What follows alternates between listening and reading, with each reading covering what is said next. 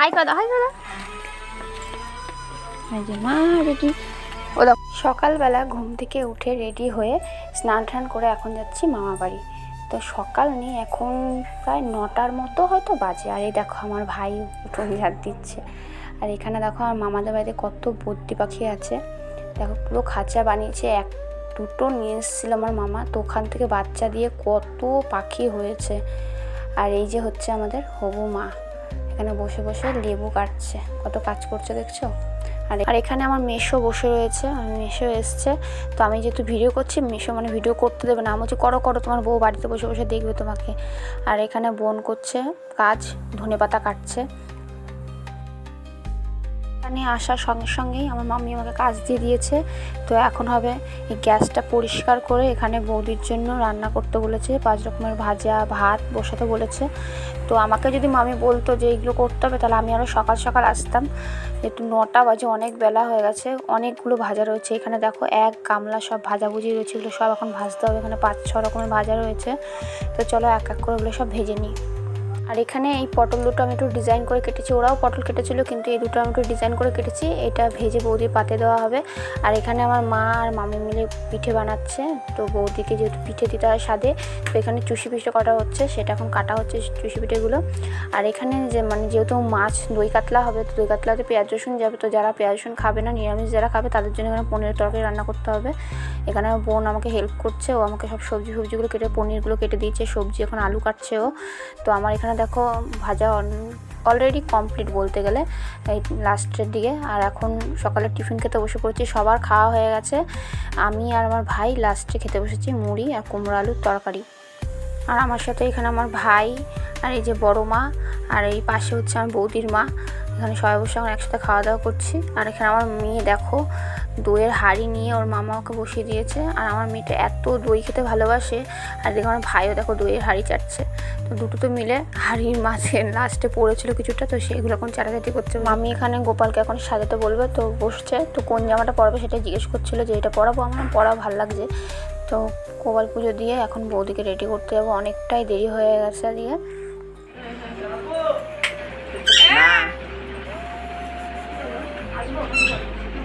না আসবি না রে, 500 টাকা দিবি দাদা, মানে কেলায় বিদ্যমান দেখো দেখবি। अभी देता हूँ, কে যে अभी दीक्षा अभी अभी কি দেখ সেটা তো আগে দে, 5 টাকা দে, 1 টাকা দে, এটিএম কার্ডটা দে দাদা, কাই কিছু নাই তো না এটিএম কার্ড কিছু নাই তো না। Zero dollar dollar thank you. 10 টাকা কিছু খাওয়া যাচ্ছে। 10 টাকা দিবে। মিঠু মিঠু মিঠু মিঠু মিঠু মিঠু মিঠু কই মিঠু মিঠু মিঠু কই মিঠু ওই দেখ মিঠু খতরনাক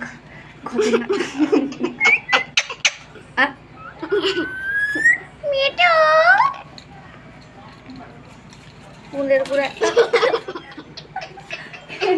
আর এখানে বৌদিকে ফার্স্টে চুলটা বেঁধে নিলাম, তারপরে মেকআপটা করব। আর এখানে আমার ভাই বোনরা সব বৌদির জন্য থালাটা সাজানো হবে। তো এখানে বোনরা সবাই মিলে থালা সাজাচ্ছে, মাটির থালার মধ্যে কলা পাতা দিয়ে ওর মধ্যে এখন খাবার সাজানো হচ্ছে।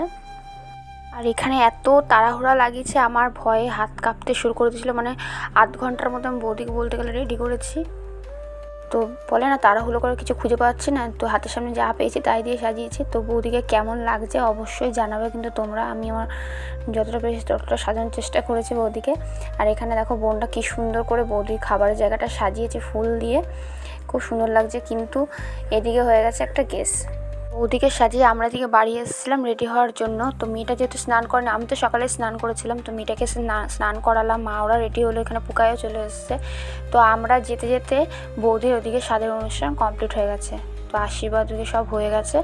আর এই যে আমি এরকম সেজেছি সিম্পলি, যা গরম ছিল গরমের মধ্যে সিম্পলি যথেষ্ট। আর এই যে আমার কর্তা। তো এদিকে এসে দেখছি আমার বৌদির খাওয়া দাওয়া কমপ্লিট, দেখো অর্ধেক খেয়ে পড়ে রয়েছে। আর যে আমার বোন দেখো কি সুন্দর রেডি হয়েছে।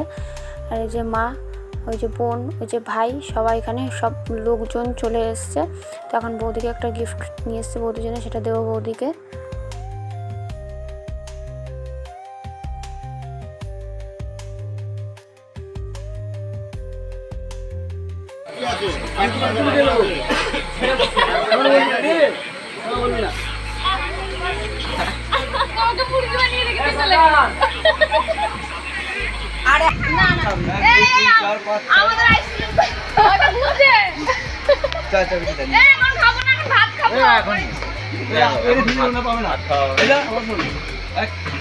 তো এখানে আমরা খেতে বসে পড়েছি। তো সবার লাস্ট ব্যাচ আমরা খেতে বসেছি, বাড়ির লোকজন।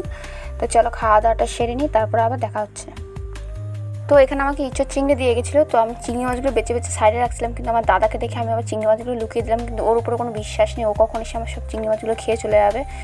তো মানে কোনো অনুষ্ঠান বাড়ি যে আমি মিষ্টি খাই না, একমাত্র শুকনো মিষ্টি হলেই খাই। কিন্তু এই ফার্স্ট হয়তো বৌদির সাথেই আমি রসগোল্লা খেলাম।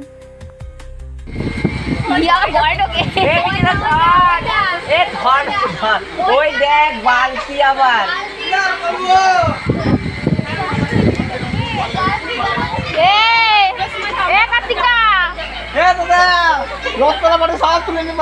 মশলা বালতি ভরছে, সব নিয়ে যেতে দেবে বালতি।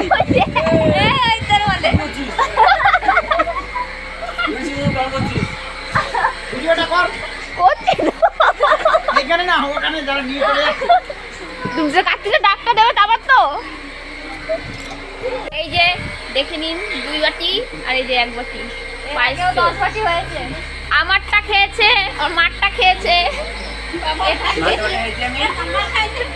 সবারটা খাইয়া নিজে। এই যে পায়েস চোর, কারো বাড়িতে পায়েস হলে এর মতো না করবেন না, সব এই মারটা মা খেয়েছে।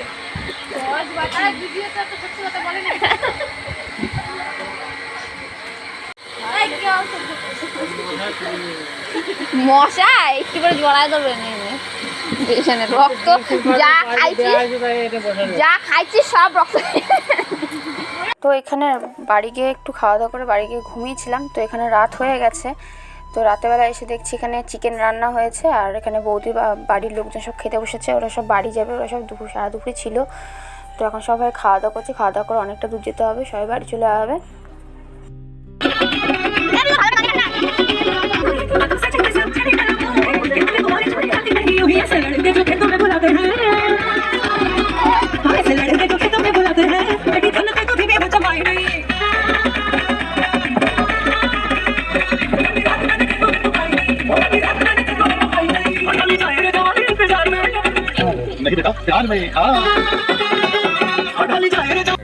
আলু দে, আলু দে, আলু দেবো কারে, তোর মুখটা বন্ধ রাখ।